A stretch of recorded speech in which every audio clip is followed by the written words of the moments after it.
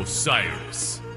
Do not fear this battle, for death, my friends, is only the beginning.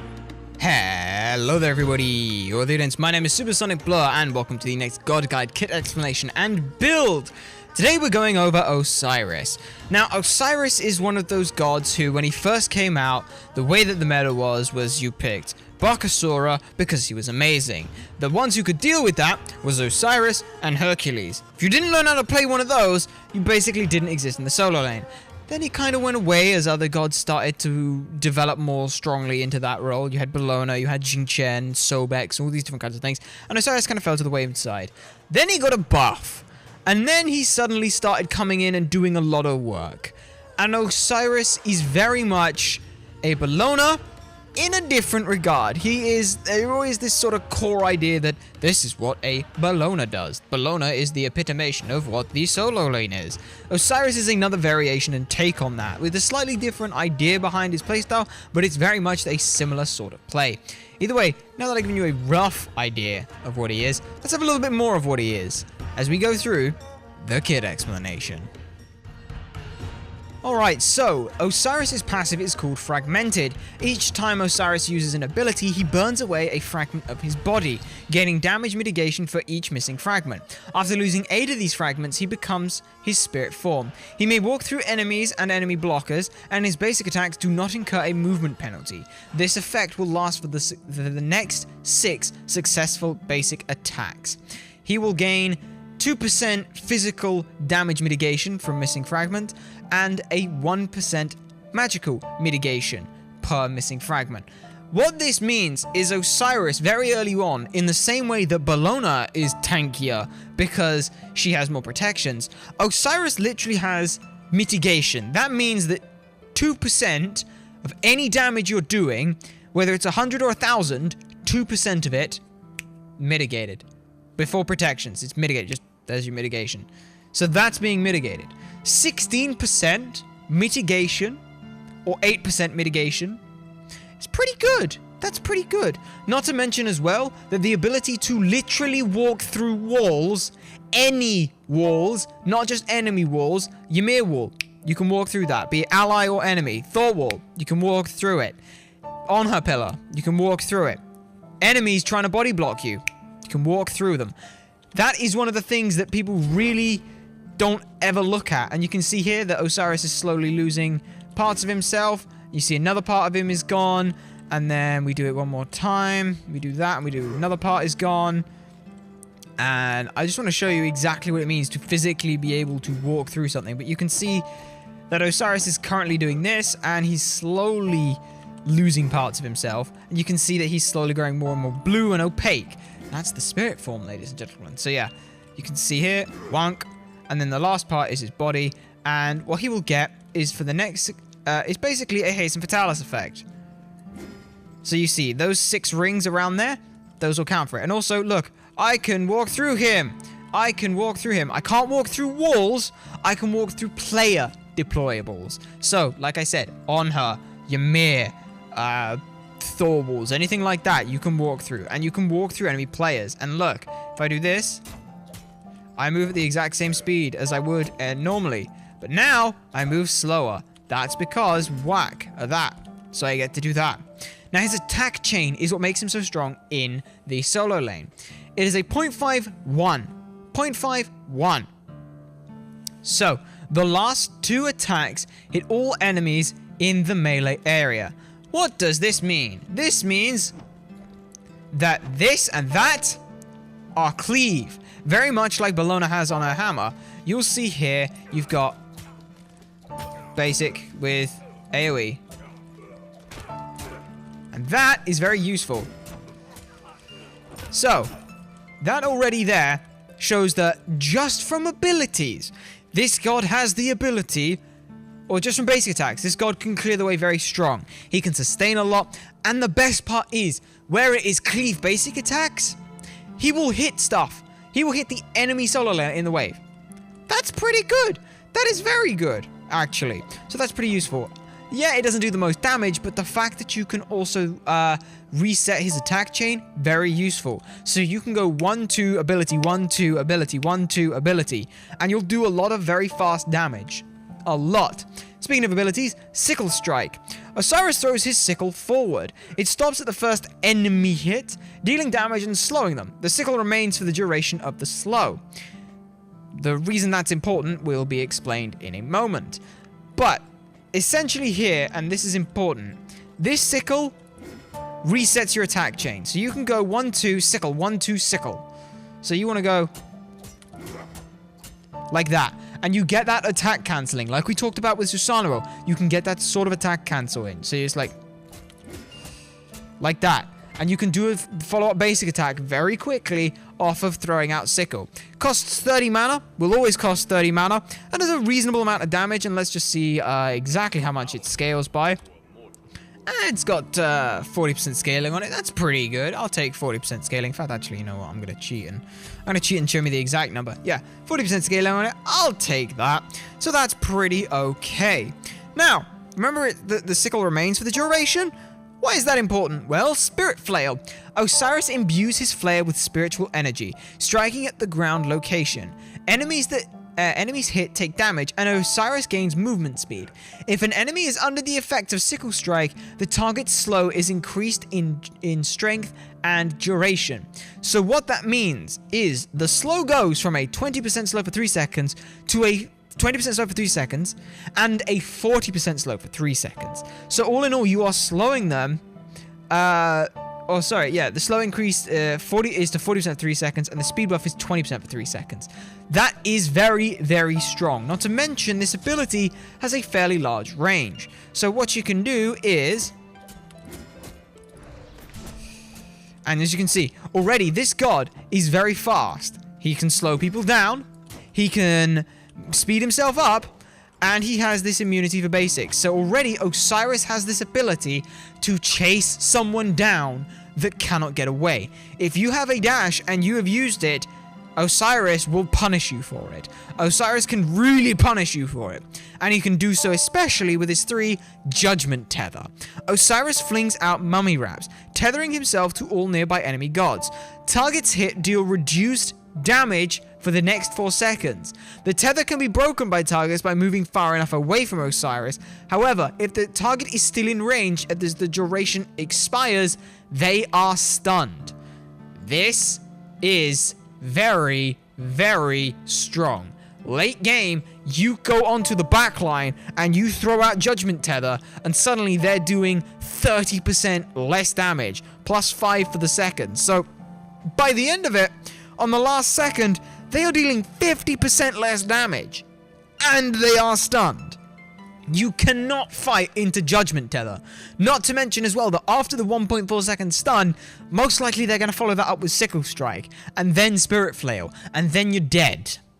So yeah, we'll have a quick look at what Judgement Tether looks like. Now, important thing about Judgement Tether, you can miss it.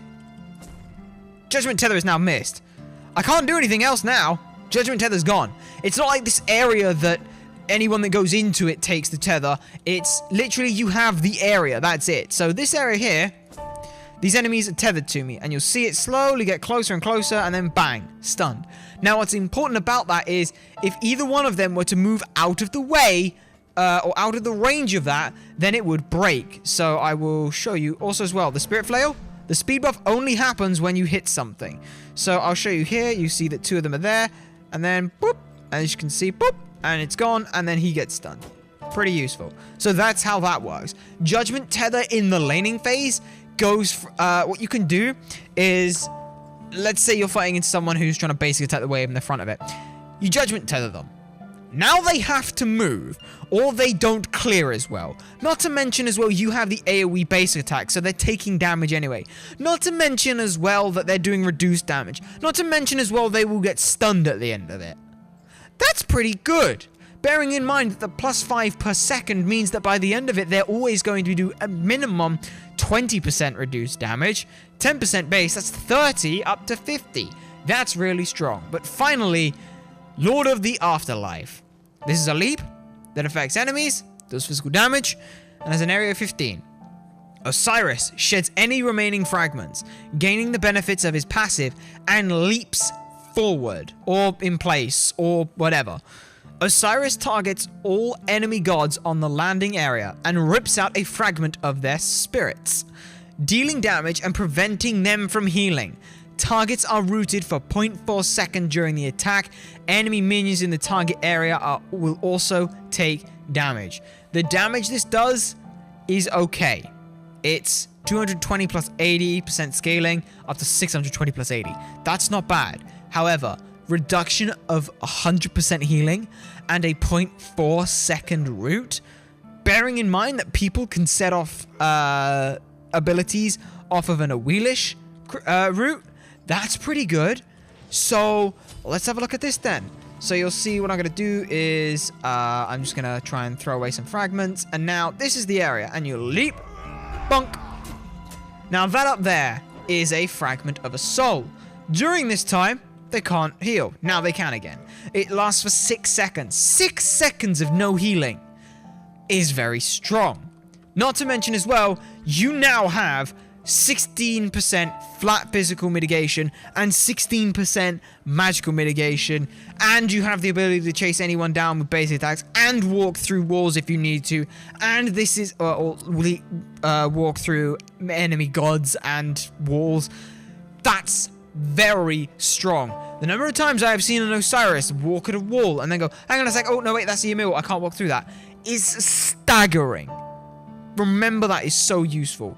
So yeah, as you can see, remember this? Fragmented and fragmented. Its full body spectral, no longer body blocked by friendly or enemy collisions and no longer slowed, making melee attacks. So look at this. I can walk at the same speed doing this. This will last until I hit 6 successful basic attacks, bear in mind. So at this point, there is no worries whatsoever. But you'll notice, as soon as I do this, now I'm slow again. But yeah, already, that's pretty damn good. I like it. I like it. So that's his kit.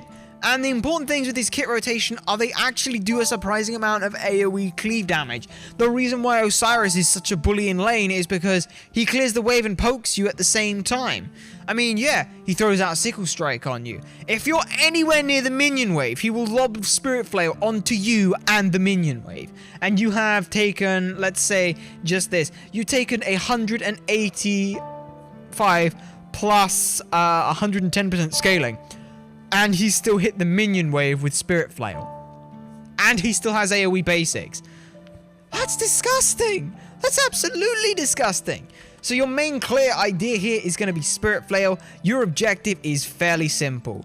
You want to throw out Spirit Flail, whack the minions, and try and hit as much as you can. If the enemy minions are nearby, you can, enemy gods are nearby, you can tether them. The reason you want to tether them is if they do reduce damage, their clear gets fudged. And if their clear gets fudged, then that means that you clear the minion wave before them. They're now suffering from taking minion poke. You can poke them out, and you can very much be a lane bully. It's so strong being a lane bully, and it is very much a lane bully. You clear the wave and poke them at the same time. Most gods' wet dream is the ability to do that. But either way, ladies and gentlemen, now that we've gone over the kit for Osiris, let's go over a leveling guide. Alright then, so level 1 for Osiris. This is where some people have a difference in opinion, and I can respect both of the ideas here. First thing you can do, Sickle Strike. The idea behind saying Sickle Strike is it's 5 seconds, costs 30 mana, you can proc it from base pretty quickly, and you can just spam this out and get some fragments.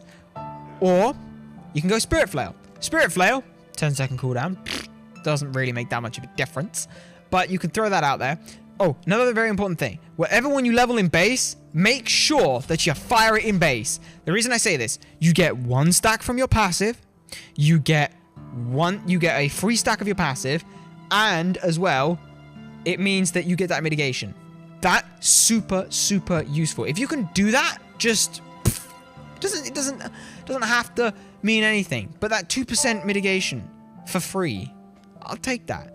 But yeah, as you can see, I start Spirit Flail. The reason I start Spirit Flail is because it does the damage. And the reason I want it is for the damage on the wave clear. If I can clear the wave fast enough, then Sickle Strike means that I can now start really ratcheting up the damage. And level 2, Sickle Strike is going to be what I pick up, because Sickle Strike, it means that now my Spirit Flail can slow and I have an easier time hitting it. So I can do that, and also I can do the Sickle Strike and then the Spirit Flail, and suddenly I've done a lot more damage and poke to my enemies, and that's all good.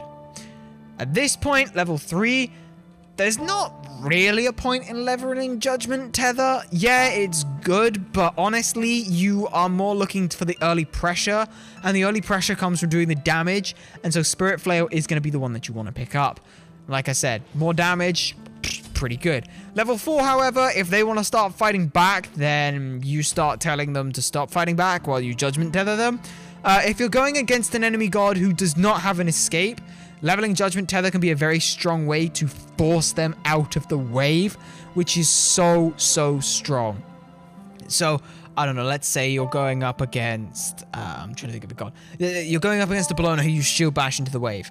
Judgement Tether them. You're going up against I'm trying to think of gods without a dash in the solo lane now. Who actually doesn't have a dash in the solo lane? Ravan, who doesn't have it. His goal there would be to try and slow you down and then run away best in time, because maybe he doesn't have his 2. You know, all those kinds of things. You know, there's viable ideas for what you want to do, but the moment you don't have an escape and you can Judgement Tether them, punish them with it. Judgement Tether them. Because if they can't effectively fight into you, and they want to try and leave, so you can create so much area denial in the lane. It's great. Finally, level 5, guess what? We get Lord of the Afterlife. Lord of the Afterlife, the main thing we want to do with that is the damage for it, because coming out of the solo lane and suddenly going bah is very strong. So we will want that.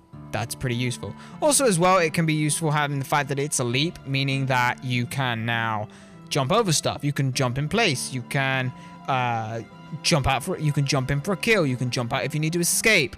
You can just completely screw over someone's healing. Like, you're going against a Bellona who's trying to use the whip for heal. Haha, Lord of the Afterlife. Guess what? Now I have my full passive. Guess what? I Sickle Strike and Spirit Flail. Guess what? Judgement Tether's ticking now. Oh, you're dead by... Yeah, you're 100 to 0 people pretty quickly. Especially with your basic attacks coupling in. At this point now, we want to prioritize Spirit Flail. That's our wave clear. We want to prioritize Spirit Flail. That's our wave clear. At this point... we'll probably want to get a second point in the Sickle Strike, honestly. Yes, Judgement Tether is like, there's so much additional damage reduction, but Sickle Strike does damage, which is pretty good. And honestly, Sickle Strike doing the Sickle Strike doing the damage is more instant effect than Judgement Tether. Judgement Tether, yeah, you've reduced their damage, you've increased your damage reduction by 5%.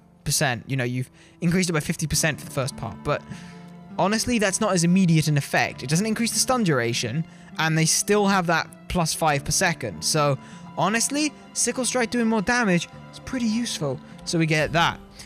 Now at this point, again, Lord of the Afterlife.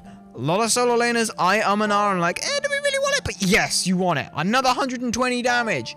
Yes. Another 100 damage on top of it. Yes, we want that. Very useful. So we get that. Next thing, we're going to pick up more Spirit Flail. And then we're just going to keep going with Sickle Strike. And we keep going with that. Now level 13, you go for Lord of the Afterlife. Sickle Strike is done. And then just a case of leveling the 3 as much as you can. Level 17, another point in Lord of the Afterlife. And then this is what Osiris looks like at level 20. Surprise, surprise, it's all the abilities maxed out. So yeah, rough idea. TLDR, Lord of the Afterlife is priority number 1. Spirit Flail priority number 2. Sickle Strike number 3. Judgement Tether number 4. Like I said, reason for Judgement Tether is because until the very late game, or sort of like the 20-minute mark, and people are like, look at this team fight, look how much I can affect using Judgement Tether.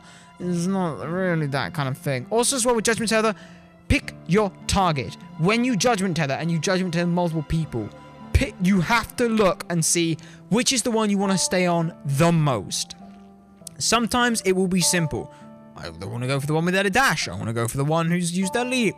I want to go for the one who is out of position. Whatever. Sometimes it's not going to be so simple. Sometimes there's going to be multiple gods. You have to make that call. Even if it ends up that they both able to break it out, you have to make the call on which one you're going to try and chase more. That's important. But yeah, that is a leveling guide for Osiris. Now, ladies and gentlemen, it's time to go over a build for the broken god of the afterlife. Okay, so starting in the solo lane, ladies and gentlemen. First thing, he has AoE basic attacks. That means Death's Toll. We pick up Death's Toll. We just pick up Death's Toll. It's too good not to. At this point, the next thing we'll do is we'll get boots, and then we'll get healing potions and multi-potions.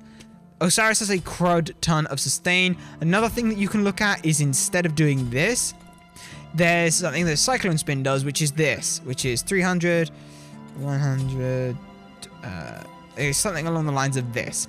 Now, what he's doing here is quintessentially Chalice of Healing and Healing Potion both have that 10 health per tick, which is very, very strong. This means that he can basically get a 20 heal per tick if you want to be very aggressive. It's very aggressive doing this, and your intent is to say, I am poking you out, I am out trading you. It's very scary to fight into something like that. And with the idea that he's very light on mana, he has a 30 mana cost, he has a 50 mana cost. You know, he can afford to say, I'm just going to invest into health potions, make sure I can bully you out. But the safer option is doing this. On Osiris, again, I did Ninja Tabi, Warrior Tabi, both work fine. Ninja Tabi makes a little bit more sense on Osiris necessarily than it did on Bellona, in my opinion. So you can do that. Personally, though, I will always favor Warrior Tabi. I just like the idea that, I do more damage. But, again, play around, find which one you like. Ninja Tabi having the 100 mana can be very, very useful. So, you know, I'm just going to say let's go Ninja Tabi. After this, guess what? We're an auto attack based solo laner, which means we go Mark of the Vanguard, and then the next thing we're going to go for is going to be a Mystical Mail. Mystical Mail on Osiris causes so much issue because it denies even more of an area and gives him even more of that bully potential in. Like, it's just like, you can't touch me in the wave, lol, sucks to be you. Once we've got that now, the next thing we're going to look at is something else. And honestly, you can go Frostbound Hammer on the god. It's not bad. It's viable. It's an option. I won't say no to it. However, I don't feel that it is as necessary, but you can do it. You know, Frostbound Hammer is perfectly fine. You can do it. I will not say no to anyone who does that. Spirit's Robe is always going to be good, getting that physical and magical protection, so that's pretty good. Mantle of Discord's always going to be able to do it as well. A generic build piece here would be, next we'll want some magical defense as well. Oh, that reminds me. As of patch 4.8, Shogun's Kusari is going to be amazing. Buying Shogun's Kusari on this god is going to do good, in my opinion. So picking that up not only increases our attack speed, it also increases our cooldown reduction, gives us MP5, gives us magical protection, and crowd control reduction, which is great. So we get that. We've got a lot of health from Mystical Mail. We've got a nice chunk of magical. After this, I would say we go Spirit's Robe. We get Spirit's Robe. This kind of couples in that more more physical defense and a little bit more magical defense. So we get 90 in total from these, and then 80 in total from that, plus the 300 health. After that, we're going to sell the Death's Toll on, so we're going to want a very health-orientated item. And honestly, a fantastic option here is something like Masamune. Masamune gives him health, movement speed, physical power.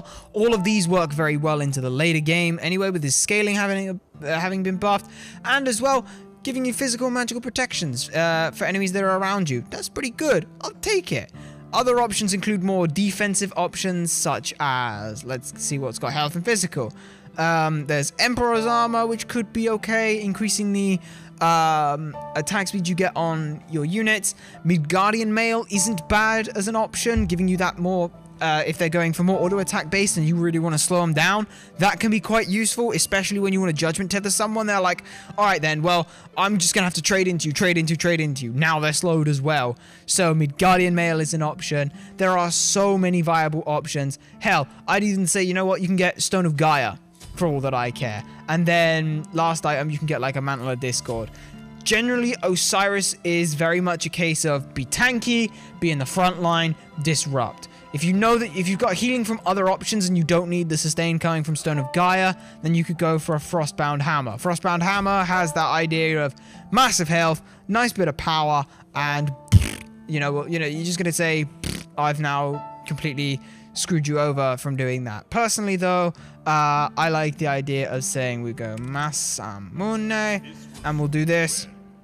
And this is a sort of build that I would go for Osiris. In terms of actives, you'll want to get your teleport glyph. Helps you in lane. Second option, very much an interesting one. Bracer of Undoing is the large amount of health pool that he has enables him to stick in the front line as well.